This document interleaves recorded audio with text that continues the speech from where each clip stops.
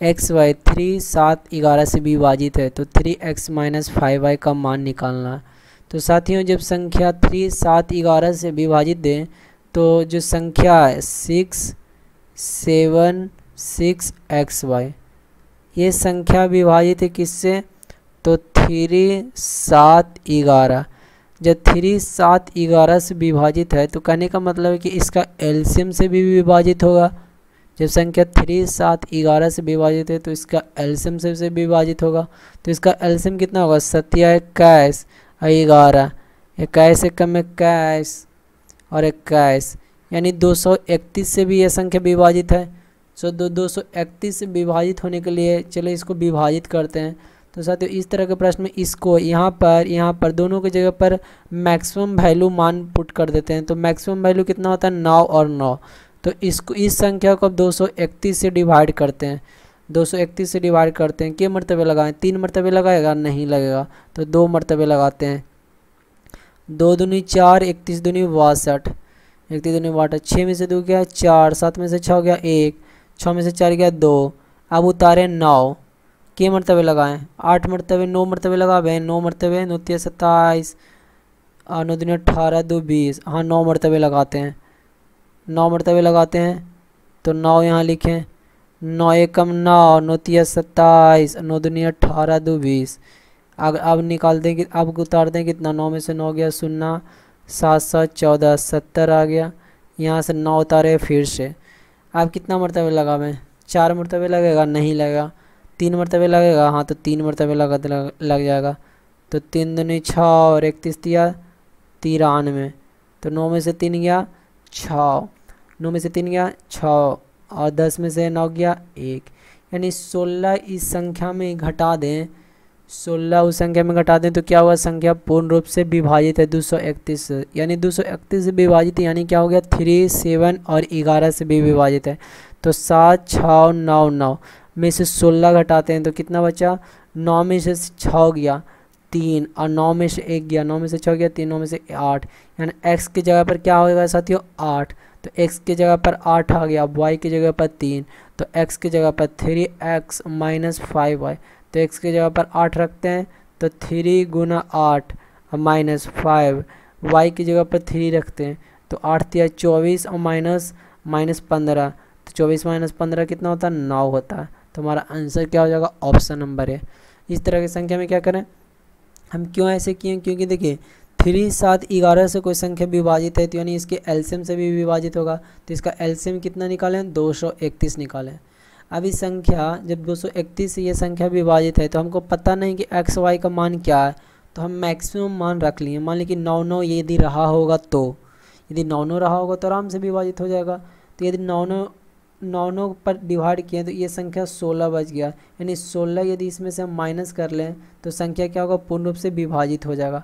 तो इसीलिए क्या किया, इस तरह मेथड का उपयोग करके हम बनाने का कोशिश किए। तो आप समझ गए होंगे। चलिए अब आगे बढ़ते हैं। अल्लाह साथियों, त्रिभुज ABC और PQR में ABC और PQR का क्षेत्रफल दिया हुआ है, AD और PT क्रम से ABC और PQR का माध्यिका है। PT बराबर 10 है तो AD का मान निकालना है। तो साथियों देखिए ABC में एक ABC त्रिभुज बनाए, क्या बनाए, एक ABC एक त्रिभुज बनाए और इधर क्या त्रिभुज बनाए, PQR एक त्रिभुज बनाए।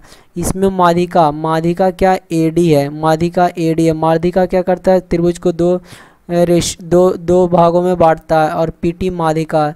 यदि त्रिभुज का और ABC और क्या PQR का क्षेत्रफल दिया हुआ है, क्षेत्रफल कितना दिया है साथियों, इसका क्षेत्रफल 64 है और इसका क्षेत्रफल 81 है।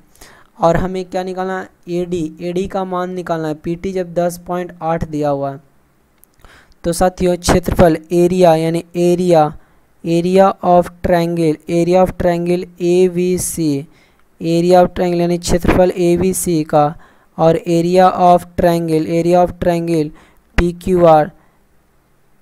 PQR बराबर, यहाँ पर क्या निकालना, माध्यिका निकालना यानी AD के स्क्वायर, AD बटा PT के होल स्क्वायर, यानी ABC का क्षेत्रफल कितना दिया है, 64 दिया हुआ है। पी क्यू आर का क्षेत्रफल कितना दिया, 81 दिया हुआ है पी क्यू आर का क्षेत्रफल।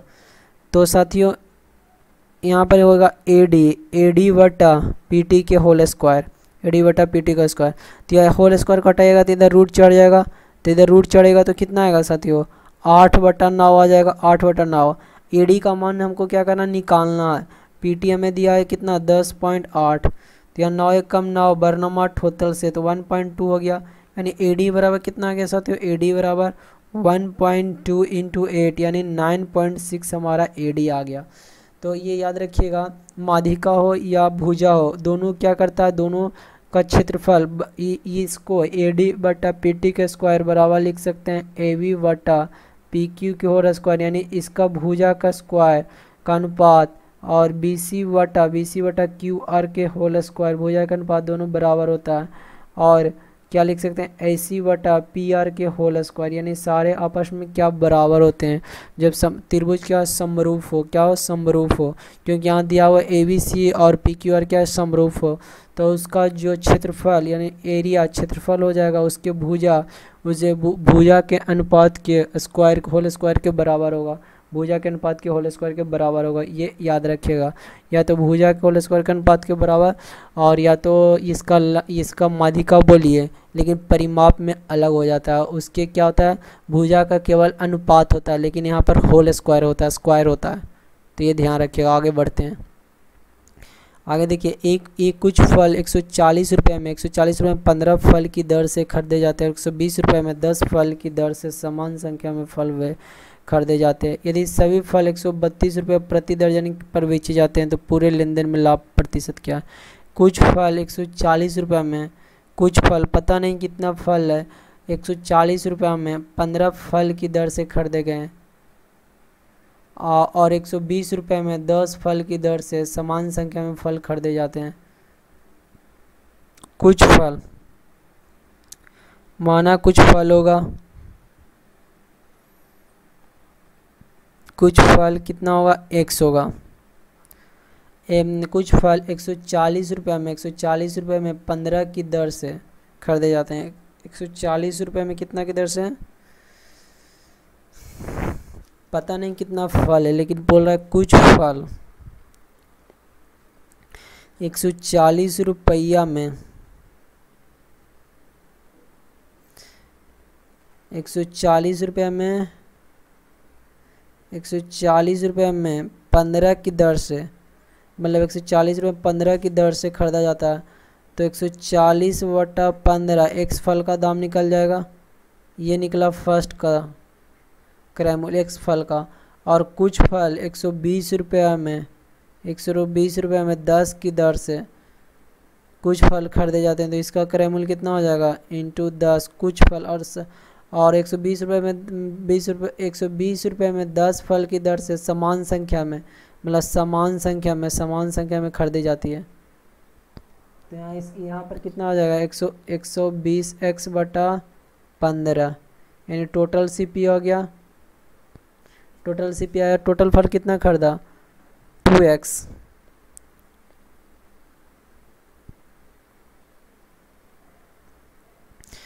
तो टोटल सीपी यहाँ से कितना माने, टोटल सीपी मानते हैं, टोटल सीपी कितना होगा, टोटल सीपी कितना हो गया साथियों, 140x/15 प्लस कितना होगा, 120x/, यहाँ 10 ही ना होगा साथियों, 120x/10।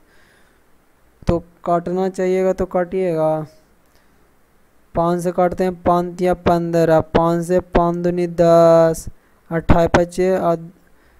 अब इसको काटते हैं यहाँ यानी 12, यानी 28x/3 प्लस 12x, यानी 12 या 36 और 28, 36 कितना होगा, 8 14, 36 और 28 को जोड़िएगा, 36 और 28 को, 36 को, तो 8 14, 3 2 5 1 6, यानी 64x/28, और 36 को ऐसे भी जोड़िए ना, 30 20 50 और 10 60 जो 64, यानी टोटल सीपी कितना आ गया साथियों,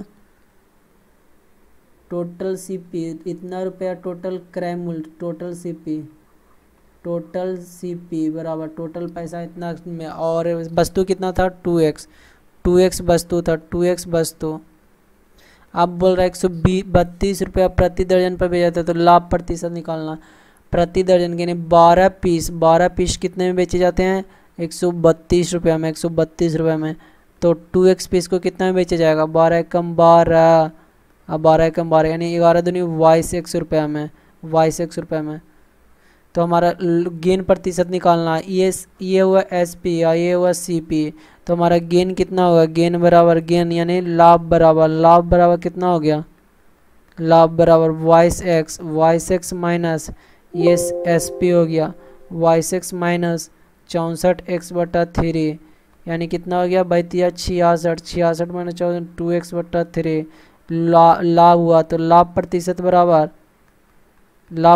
बराबर लाभ गुना 100 अब बटा CP कितना है साथियों 64x/3 यानी 2 से 2 कट गया, यहाँ से कितना 3 से 3 कटा, 2 से काटे 32 दूनी 64, 4 से 8 32, 4 से 25 64 यानी 25/8 यानी हमारे कितना हुआ 3.1/8% का क्या हो गया लाभ हो गया, यानी ऑप्शन नंबर 3 सही है। तो हम क्या किए इसमें, शुरू में आपको समझ में नहीं आया होगा तो समझाते हैं। यहाँ पर देखिए 140 रुपया में, 140 रुपये में कितना 140 रुपया में 15 को खरीदा कि दर से कुछ फल खरीदता है, तो 15 की दर से मतलब 15 पीस खरीदता होगा 140 रुपये में। तो टोटल मतलब पता नहीं कि कितना पीस खरीदा यानी x पैसा मान है, तो टोटल इतना खरीदा 140 x/15। दूसरा एक और फल था जो 120 रुपये में प्रति 120 रुपये में 10 फल की दर से समान फल, यानी 120 रुपये में 10 फल की दर से समान फल, यानी कि टोटल x ही फल खरीदता है। तो टोटल CP कितना होगा 120/10 गुना 100 यानी टोटल CP यहाँ से ये आ गया। ये इसका CP आया जो 120 रुपये में जो 10 की दर से जो फल खरीदा उसका CP यहाँ से ये आया, और 140 रुपये में 15 की दर से जो खरीदा इसका CP आया। तो टोटल CP हम जोड़ दिए 140x/15 इधर से 120x/15, टोटल CP हमारा इतना आ गया। तो टोटल CP हमारा इतना आया। तो टोटल SP हम निकालेंगे। अब टोटल SP बोल रहा है कि 12 रुपये में 12 पीस कितना में बेच रहा है 132 रुपये में बेच रहा है, तो 132 रुपये में 12 पीस, तो टोटल जितना क्रय किया होगा उतना बेचना चाहिए, तभी ना पता बोल सकते हैं कि लाभ या हानि हुआ। तो टोटल वस्तु कितना खरीदा 2x वस्तु खरीदा, तो एक वस्तु 132 रुपये में 12 की दर से बेच रहा, तो हमारा एक वस्तु का इतना रुपये बेचा, तो 2x वस्तु का हम निकाल लें तो टोटल SP यानी विक्रय मूल्य इतना आया, तो इतना विक्रय मूल्य आया, तो हमारा क्या हो गया लाभ हो रहा है। तो लाभ यहाँ निकाल लिए तो लाभ प्रतिशत निकाल लेंगे। समझ गए होंगे। आगे बढ़ते हैं। आगे x + 1/x बराबर 4 दिया हुआ है, तो इसको x5 + 1/x5 का मान निकालना है। तो इसको निकालने के लिए क्या करना चाहिए x² + 1/x² का मान और x³ + 1/x³ का मान। अब माइनस करना है कितना, देखिए यहाँ पर से का है अच्छा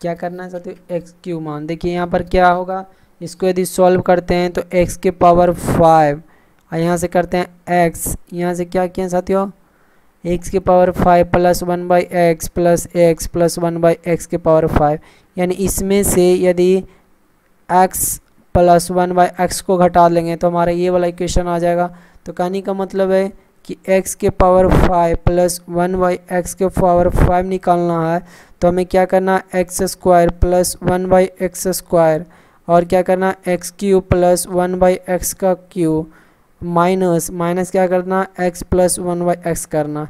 तो x + 1/x पता है, तो x + 1/x हमें पता है, तो x + 1/x बराबर 4 है, तो x square plus 1y x square कितना होगा 4 चौ 16, 16 माने दोनों का whole squaring both side, squaring जब करेंगे तो क्या हो जाएगा 4 चौ 16, 416 माइनस 2 14 हो जाएगा ना। स्क्वायरिंग बोथ साइड की है, यहाँ पर इसे स्क्वायर कीजिए इसको, तो x square plus 1y x square plus 2ab होता है 2ab बराबर कितना होगा 4 चौ 16, यानी x square plus 1y x square 14 आ गया।